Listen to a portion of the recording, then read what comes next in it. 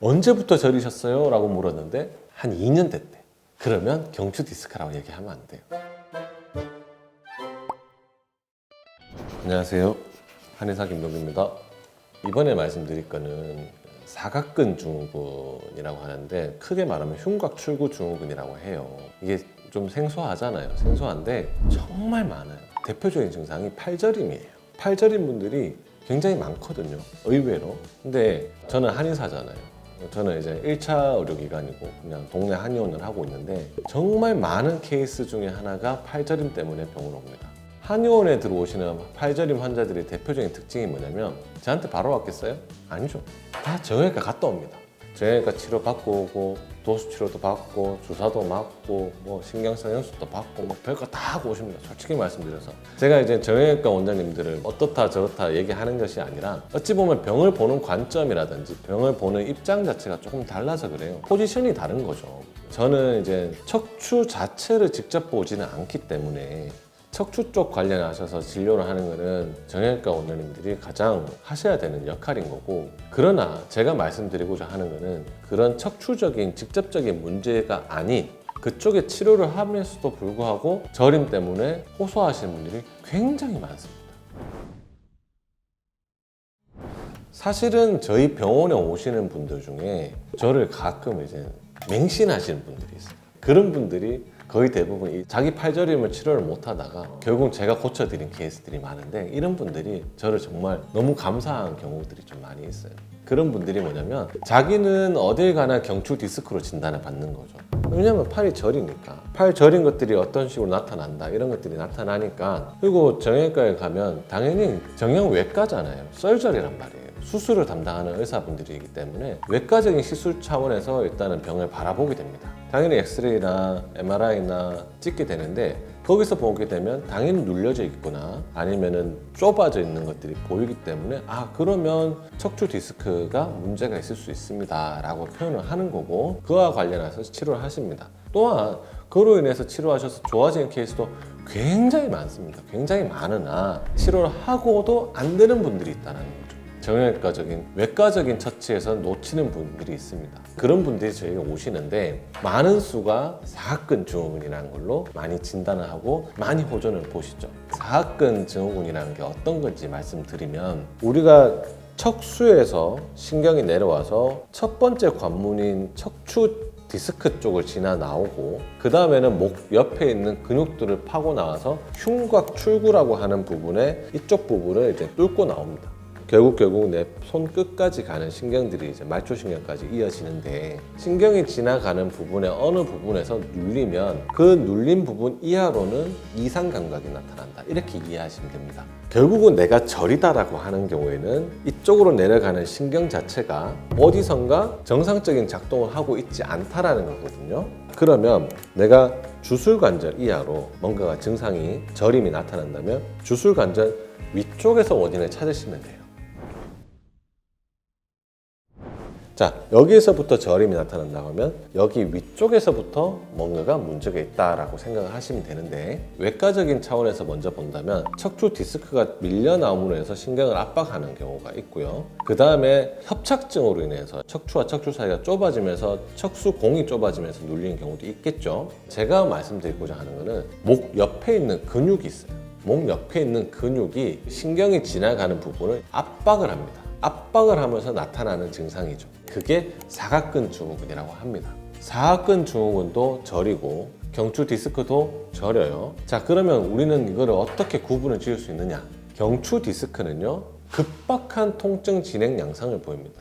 그리고 이행성 양상이라고도 하거든요. 이동성 양상이라고도 하고, 증상 범위가 맨 처음에는 어느 특정 부위 정도였다가 점차 산불이 번져나가듯이 저린 부위가 넓어지는 경우들이 많이 생기고, 병의 기간 자체가 보통 3개월에서 6개월 정도, 약간 좀 짧은 경향들이 좀 있습니다. 언제부터 저리셨어요? 라고 물었는데 한 2년 됐대. 그러면 경추 디스크라고 얘기하면 안 돼요. 경추 디스크는 자연 치유가 6개월이거든요. 6개월 이상 지속되는 저림은 경추 디스크라고 판단하실 수는 없습니다. 그리고 경추 디스크 같은 경우에는 활동기 때 증상이 나타나요. 디스크가 밀려남으로 인해서 척추와 척추 사이 좁아지면서 증상이 나타나기 때문에 바로 누우면 오히려 증상이 줄어들죠. 그런데 똑바로 활동을 한다거나 뭔가 모니터를 본다거나 뭔가를 고개를 움직인다고 할 때 저림이 나타나는 경우는 경추 디스크로 인한 외과적인 문제로 활동기 때 증상이 나타난다. 자, 근데 여기서 단 한 가지. 사각근 증후군은요, 이완기 통증이 다시 말하면 쉴 때 저려요. 잘 때 많이 저립니다. 그리고 자다가 저려서 깬다. 사각근 증후군일 확률이 굉장히 높아집니다. 경추 디스크는 척추 디스크가 신경을 압박한 부위이기 때문에 저림만이 일단은 대표적인 증상이에요. 통증과 저림. 그런데 사각근 증후군은 신경하고 혈관을 같이 지나가는 부분이 압박을 받은 거예요. 그러면 저림도 나타나지만 혈관 압박 증상도 같이 나타나게 됩니다. 대표적인 혈관 압박 증상이 뭐냐면 부종이에요. 그래서 이제 사각근 증후군은 일단은 첫 번째로 얘기를 하면 쉬는 시기, 이완기 통증이다. 그래서 자다가 저는 경우가 많다. 그리고 혈관도 같이 압박을 받기 때문에 부종이 동반되는 경우도 많다. 이렇게 보시면 됩니다. 경추 디스크 같은 경우에는요, 거의 편측성으로만 증상이 많이 나타납니다. 왜냐하면 디스크가 밀려 나오는 거기 때문에 양쪽으로 밀려 나오진 않거든요, 웬만해서는. 그래서 한쪽으로 많이 밀려 나오기 때문에 편측으로 저린 경우가 많아요. 근데 사각근 증후군은 근육의 굳음이기 때문에 양쪽에서 나타날 수도 있어요. 약간의 편차는 생길 수도 있지만 좌측, 우측 둘 다 저리다. 이렇게 표현하기도 합니다. 그리고 또한 경추 디스크 같은 경우에는 세 분절을 어떤 정확한 작은 분절을 압박받는 거기 때문에 증상 양상이 뚜렷한 경우가 나타나요. 손가락 첫 번째, 두 번째가 딱 저리다.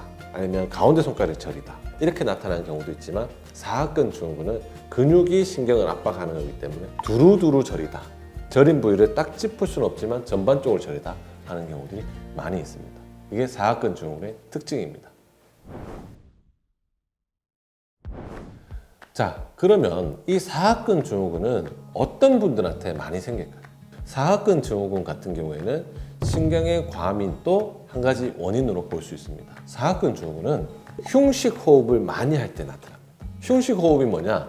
숨을 들어 마실 때 가슴부터 올라오는 거예요. 우리가 흉식 호흡이 좋아요? 복식 호흡이 좋아요? 복식 호흡이 좋죠. 사람 몸이 안정적일 때 복식 호흡을 합니다.